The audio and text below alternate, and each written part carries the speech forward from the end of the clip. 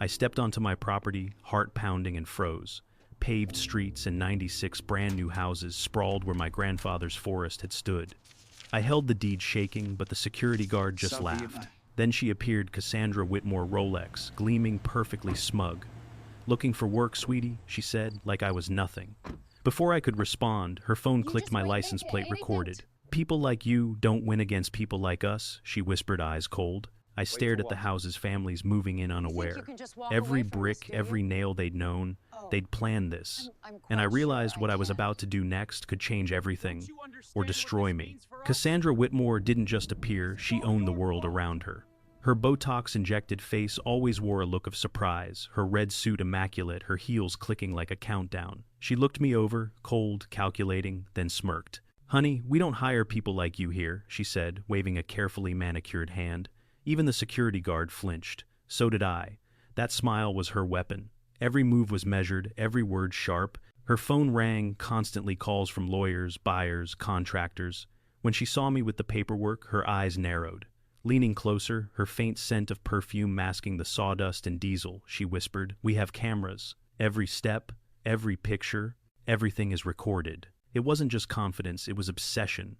She had been waiting for someone like me, an easy target, a bum, as she called it, who had stumbled into her empire. That small moment when I stepped foot on my grandfather's land was a provocation. To her, it was a challenge, a threat, and she wanted to crush it. I realized then that she was more than just greed or arrogance. She was a predator, ruthless and methodical. And me, I had just walked right into her hunt. But I also knew one thing: the bigger the predator, the bigger the trap. And whatever happened next, I had to be ready. I hadn't visited my grandfather's land in 3 years. Divorce, 2 kids in college, 70-hour work weeks. It wasn't neglect. I paid every $6, $400 property tax bill on time, online receipts stacked like evidence. William Flint had bought the 47 acres in 1971 for $8. $200 cash, Depression era, discipline etched into every ledger page, smelling faintly of pipe tobacco and WD-40. When he died in 2019, he left me the property and one note tucked inside the deed: "Don't let the bastards take what's yours." I promised myself I wouldn't. August 2022, I finally drove up to scatter his ashes. The fire road that once smelled of pine led to something unrecognizable: paved streets, streetlights, and 96 Mediterranean-style houses where towering pines had once stood. I checked the GPS 4 times, same coordinates. My inheritance, my forest, gone. At the Ridgeline Heights gate, a security guard stopped me. "Residents only," he said. I held up my phone, showing the deed. He smirked like I'd claimed to own the moon. Before I could respond, a white Range Rover glided up. Cassandra Whitmore stepped out, pristine linen heels, clicking Rolex, catching the sun. Her eyes scanned me sharp and cold. "Looking for work, sweetie?" she asked, voice soft but edged with steel. That smirk wasn't just dismissive, it was a warning. I wasn't welcome. I was a problem. She thrived on control. Every word, every gesture, every look calculated to intimidate. I realized she didn't see me as a man with legal claim. She saw a threat to her empire, someone who could unravel everything she'd spent months building. That small moment, me standing on my grandfather's land, was a crack in her perfect world. And I understood then, every house, every street, every corner had been deliberately placed, every plan designed to neutralize anyone who challenged her. Driving home that night, hands shaking, I spread Grandpa's documents across the kitchen table: 1,971, deed tax receipts, survey maps, and old ledgers. Each page whispered the same thing: they thought they could take my land, but they had no idea what I had. Evidence, patience, and strategy were mine. The fight was just beginning, and it would be long. But for the first time in 3 years, I felt the fire rising inside me. I wouldn't let them win. It started small, almost invisible. A strange letter slipped under my door, typed on crisp white paper, warning me to stay off Ridgeline Heights. Then came the inspection notices, minor infractions I didn't commit, each signed by some faceless county official. I watched my property from the road camera in hand and saw a man loitering near the boundary, snapping photos of my truck. The first week I ignored it, chalking it up to paranoia. But every day brought something new. A contractor staring too long, a surveyor crossing onto my land, every interaction tinged with that same message: we're watching. And we own this place now. Even Cassandra herself appeared twice, always at a distance, always observing, her smirk flashing like a warning. The families moving in didn't know, couldn't see the trap. But I did. The tension built quietly like a storm rolling across the Rockies, ominous, relentless, and entirely deliberate. And I knew deep down this was only the first layer. What came next would hurt more, escalate faster, and force me to choose, react now, or let them dig their own grave. The trespassing started quietly at first, almost invisible, but deliberate. Fresh boot prints crisscrossed my property, leading right up to the old pines, cutting through the dirt as if someone claimed it. Then orange survey stakes appeared, shoved 10 feet inside my boundary line, each one a silent declaration: we own this now. A week later, envelopes arrived at my mailbox. No return addresses. One had a photo of my truck license plate circled in red. Another simply said, "Private property ours." The handwriting was sharp, taunting, confident. I drove up to confront a man in a hard hat measuring my trees. HOA ordered it, he shrugged. Said you didn't matter anymore. I could feel Cassandra's presence in every calculated step, every glance from a distance. She didn't need to be here. Her control stretched through people, through rules, through fear. This wasn't just harassment anymore. It was invasion. My land, my inheritance, my grandfather's forest, they were erasing it piece by piece, and every attempt to push back only strengthened their resolve. The line had been crossed, the game had escalated, and I knew there would be no turning back. It hit me one morning. My mailbox had been smashed to splinters, scattered across the driveway. The small grove of pines near the boundary my grandfather's legacy was scarred with fresh chainsaw marks. Someone had been on my property overnight, and it wasn't a warning anymore. It was real. I found my truck's tires slashed deep gashes across the rubber, the license plate bent backward like a mocking grin. A note tucked under the windshield wiper: "We told you this was ours." I stared at it, hands shaking, anger and disbelief twisting in my chest. Every house they'd built loomed behind me, families moving in, blissfully unaware that the land beneath their feet had been stolen. And Cassandra, she wasn't even here. But I could feel her presence orchestrating it all like a puppeteer, letting the damage speak for her. This wasn't subtle anymore. This was escalation at its peak. Property destroyed, vehicles damaged, my grandfather's forest violated. And with every nail they hammered into those houses, they were daring me to fight. I had two choices: react now, risking everything, or let them finish and gather the evidence that would bury them. And in that moment, with chainsaw marks in the trees and blood boiling in my veins, I realized the trap had fully sprung and the game was far from over. 2 days later, a sheriff's cruiser pulled up behind my truck while I was documenting the property from the roadside. Deputy Torres, young, nervous, shuffled out. "Sir, we've received complaints about harassment and trespassing," he said, voice careful, eyes darting. I held up my phone. "I'm on a public road documenting my property. Check Boulder County Records parcel 559322408. Owner Dakota Flint." He hesitated. "If she calls again, I'll have to take action. Understand?" Translation: she donates to the department, I don't. I nodded. He left, but the tension didn't ease.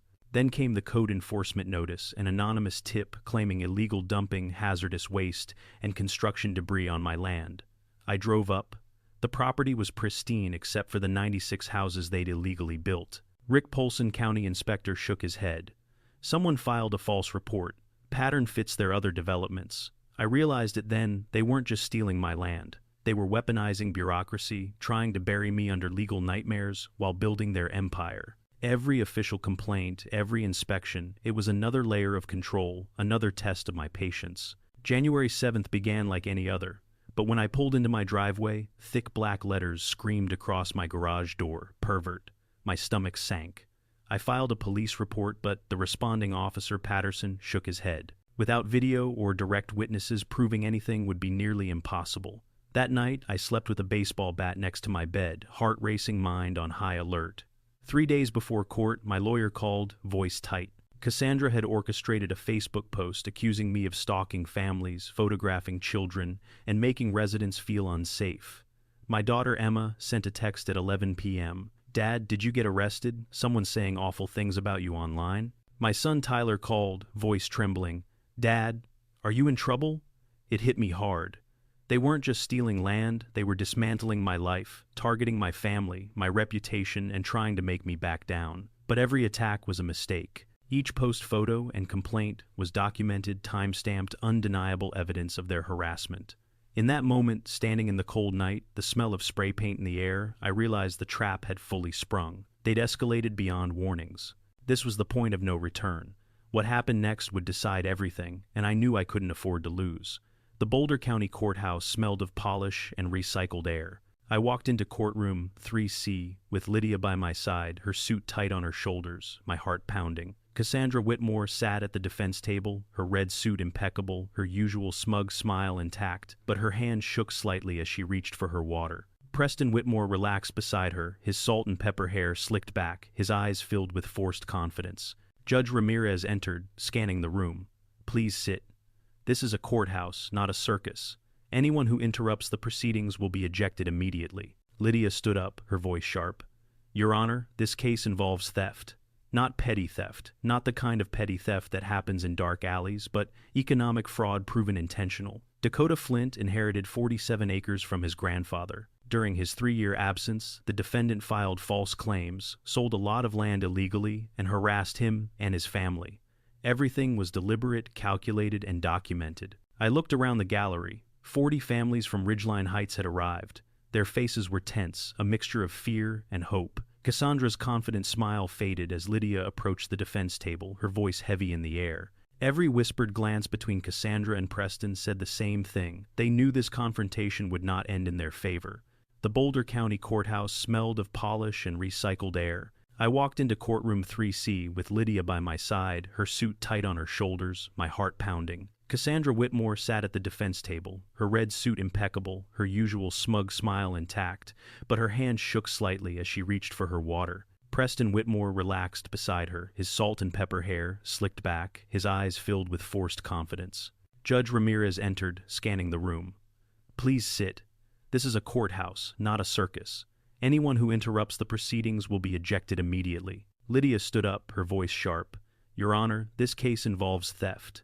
Not petty theft, not the kind of petty theft that happens in dark alleys, but economic fraud proven intentional. Dakota Flint inherited 47 acres from his grandfather. During his 3-year absence, the defendant filed false claims, sold a lot of land illegally, and harassed him and his family. Everything was deliberate, calculated, and documented. I looked around the gallery. 40 families from Ridgeline Heights had arrived.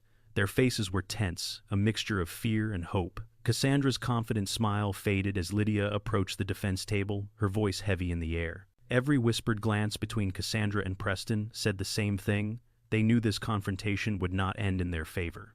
Judge Ramirez's gavel struck hard. Motion to dismiss is denied. Temporary restraining order granted. Whitmore Development will cease all sales, marketing, and transfers pending resolution. One more violation, social media posts, anonymous complaints, harassment, and I will hold you in contempt. Cassandra's face drained of color. Preston's jaw tightened. Every plan, every threat, every manipulation they'd used against me was now evidence against them. They had overplayed, and the consequences were immediate. The families in the gallery whispered, then erupted into quiet applause. Sarah Chen approached, clutching her daughter's hand. "We're safe," I nodded. Every home would remain theirs. They had bought into the American dream honestly. Cassandra and Preston had miscalculated. Weeks later, the ruling confirmed it. Full ownership returned to me, $4.2 million in damages, attorney fees covered by the Whitmores, and a referral to federal authorities for fraud and harassment. Ridgeline, capital dissolved. Cassandra accepted a plea deal, probation, restitution, lifetime ban from real estate. Preston faced federal fraud charges, personal assets seized to satisfy judgments. Walking out of the courthouse, Lydia smiled. "They dug their own grave, Dakota. You just followed the trail." For the first time in months, I exhaled fully. Justice wasn't abstract, it was strategic, deliberate, and complete. And the families safe in their homes, free from Cassandra's schemes. Every step, every page of evidence, every nail they hammered illegally had only sealed their fate. The courthouse doors closed behind me, but the weight of months of fear, harassment, and sleepless nights didn't lift immediately. I stepped into the crisp Colorado air snow, lightly dusting the streets, and finally felt a flicker of relief. Families from Ridgeline Heights had come, some hesitant, others openly emotional. Sarah Chen approached first, clutching her daughter's hand, tears streaming. "We didn't know if we'd keep our homes," she whispered. "You saved us." Neighbors followed one by one, expressing gratitude.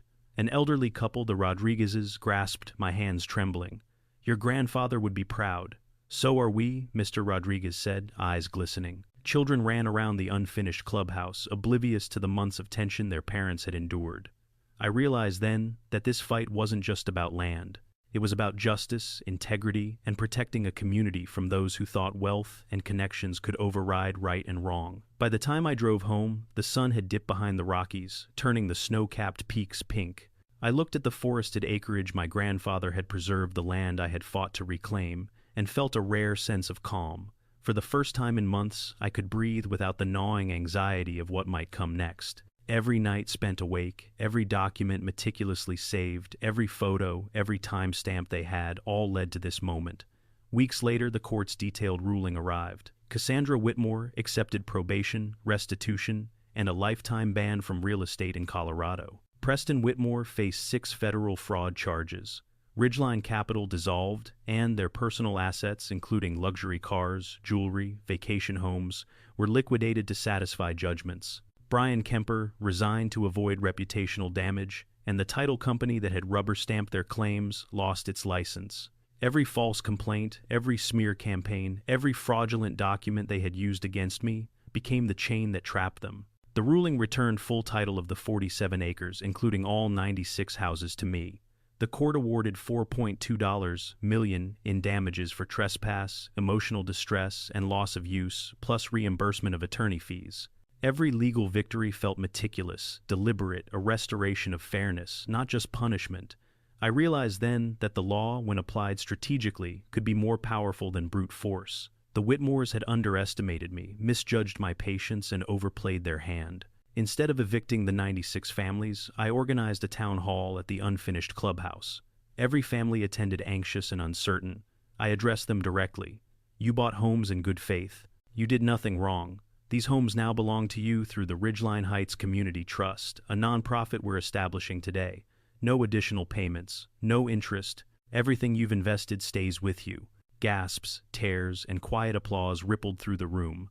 Sarah Chen held her daughter's hand, crying softly. I explained that the trust would maintain roads, cover property taxes, and fund the William Flint Memorial Scholarship, $10,000 annually for students pursuing engineering, forestry, or environmental science. Emma helped me organize it, smiling, as she said Grandpa would have loved that his meticulous records were now helping future generations. I kept 5 acres of old-growth pines for myself, building a modest cabin on the north end of the property. Tyler visited on weekends. Emma brought her boyfriend. Even my ex-wife Jennifer came by, proud despite everything.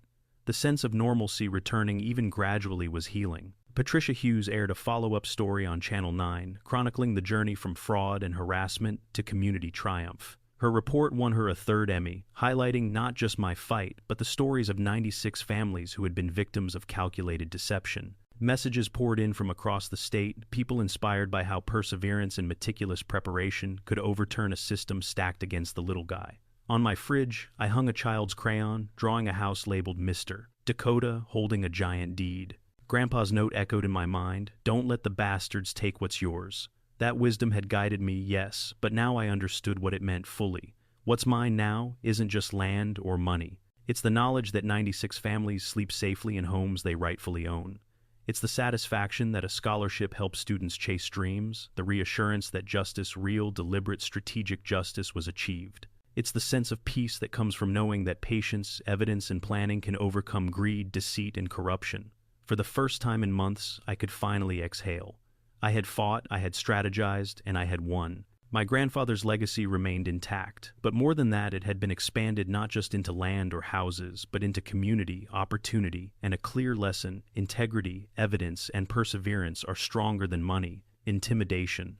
The storm had passed, and for the first time, the world felt right again.